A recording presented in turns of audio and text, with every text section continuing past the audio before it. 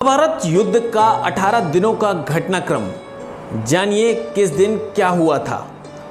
मार्गशीर्ष शुक्ल 14 को महाभारत युद्ध प्रारंभ हुआ था जो 18 दिनों तक चला था। जानिए महाभारत युद्ध के 18 दिनों में किस दिन क्या हुआ था। युद्ध के पहले दिन पांडव पक्ष को भारी हानि हुई थी। विराट नरेश के पुत्र उत्तर और श्वेत को शल्य और भीष्म ने मार दिया था। भीष्म ने पांडवों के कई सैनिकों का वध कर दिया था। ये दिन कौरवों के लिए उत्साह बढ़ाने वाला और पांडवों के लिए निराशाजनक था।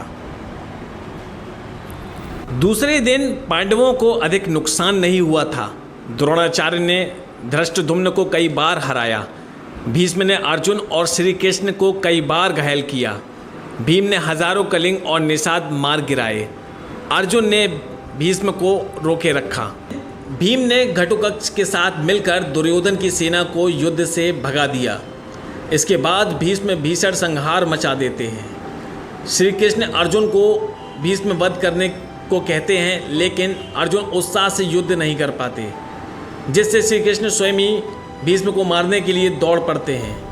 तब अर्जुन भरोसा दिलाते हैं कि वह पूरे उत्साह से युद्ध लड़ेंगे। चौथे दिन कौरवों अर्जुन को रोक नहीं सके। भीम ने कौरव सेना में हाहाकार मचा दिया। दुर्योधन ने अपनी गज सेना भीम को मारने के लिए भेजी, लेकिन घटोत्कच के साथ मिलकर भीम ने उन सबको मार दिया। भीष्म से अर्जुन और भीम का भयंकर युद्ध हुआ। युद्ध के 5वें दिन भीष्म ने पांडव सेना में खलबली मचा दी। भीष्म को रोकने के लिए अर्जुन और भीम ने उनसे युद्ध किया। सत्याकी ने द्रोणाचार्य रोके रखा। भीष्म ने सत्याकी को युद्ध से भगाने के लिए मजबूर कर दिया। 6वें दिन दोनों पक्षों के बीच भयंकर युद्ध हुआ। दुर्योधन क्रोधित होता रहा, लेकिन भीष्म उसे आश्वासन देते रहे और पंचाल सेना का संहार कर दिया। 7वें दिन अर्जुन कौरव सेना पर हावी हो जाता है। धृष्टद्युम्न दुर्योधन को युद्ध में हरा देता है। अर्जुन का पुत्र इरावान विंद और अनुविंद को हरा देता है। दिन के अंत में भीष्म पांडव सेना पर हावी हो जाते हैं। 8वें दिन भीष्म पांडव सेना पर हावी रहते हैं। भीम धृतराष्ट्र के 8 पुत्रों का वध कर देता है। राक्षस अम्बलुस अर्जुन पुत्र इरावान का वध कर देता है। घटोत्कच दुर्योधन को अपनी माया से प्रताड़ित करता है। तब भीष्म की आज्ञा से भगदत्त घटोत्कच भीष्म युधिष्ठिर व अन्य पांडव सैनिकों को पीछे ढकेल देता है। दिन के अंत तक भीम धृतराष्ट्र के 9 और पुत्रों का वध कर देता है। 9वें दिन दुर्योधन भीष्म से कर्ण को युद्ध में लाने की बात कहता है। तब भीष्म उसे आश्वासन देते हैं कि या तो श्री कृष्ण को युद्ध में शस्त्र उठाने के लिए विवश कर देंगे या किसी एक पांडव का वध कर देंगे। युद्ध में भीष्म को रोकने के लिए श्री कृष्ण को अपनी प्रतिज्ञा तोड़नी पड़ती है और वे शस्त्र उठा लेते हैं। इस दिन भीष्म पांडवों की सेना का अधिकांश भाग समाप्त कर देते हैं। 10वें दिन पांडव श्री कृष्ण के कहने पर भीष्म से उनकी मृत्यु का उपाय पूछते हैं।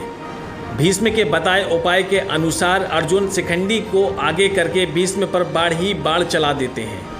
अर्जुन के बाणों से भीष्म बाणों की छाया पर लेट जाते हैं। 12वें दिन कर्ण युद्ध में आ जाता है।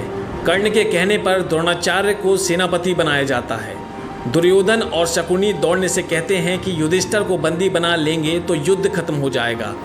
दुर्योधन की योजना अर्जुन पूरी नहीं होने देता है और कर्ण भी पांडव सेना का भारी संहार करता है।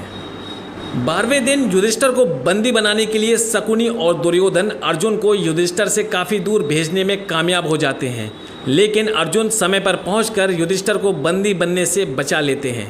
दुर्योधन राजा भगदत्त को अर्जुन से युद्ध करने के लिए भेजता है। भगदत्त भीम को हरा देते हैं।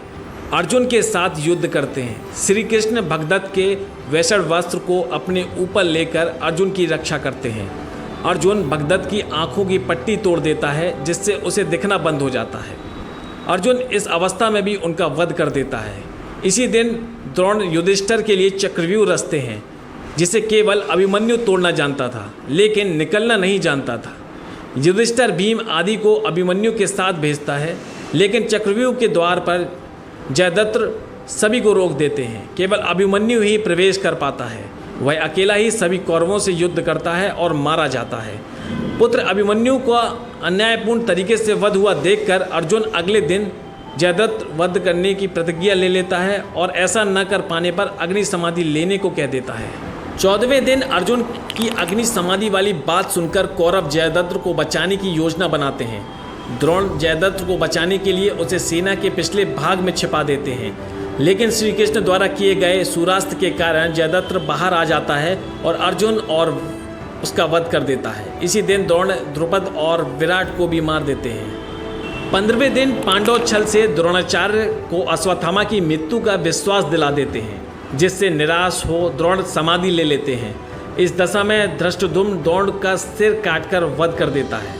16वें दिन कर्ण को कौरव सेनापति बनाया जाता है। इस दिन वह पांडव सेना का भयंकर संहार करता है।